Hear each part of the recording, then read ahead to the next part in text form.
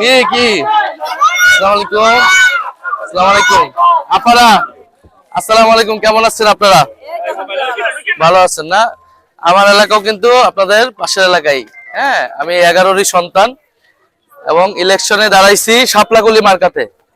আমাদের 11টা দল একসাথে হইছি আমরা, জামাত এনসিপি সহ। কারণ আমরা চাই এবারের ইলেকশনের মধ্যে দিয়ে আমরা চাঁদাবাজি, দুর্নীতি, সন্ত্রাস এগুলাকে ঠেকাই দেব। আমরা আর বাংলাদেশে এগুলার রাজনীতি চাই না। ফলে আপনারা এবার নতুন জোট, নতুন দল, নতুন মার্কা শাপলাকলি, এবার এটাকে সুযোগ করে দেন।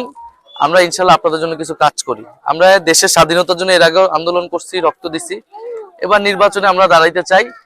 আপনারা যদি সাথে থাকেন, ইনশাল্লাহ আমরা সংসদে যাইলে আপনাদের পক্ষে কথা বলবো, আপনাদের এই সমস্যাগুলো নিয়ে কাজ করব ইনশাআল্লাহ। আপনারা দোয়া রাখবেন। এই যে আমাদের মার্কাটা হচ্ছে শাপলাকলি মার্কা, এবং এবার কিন্তু 2টা করে ভোট।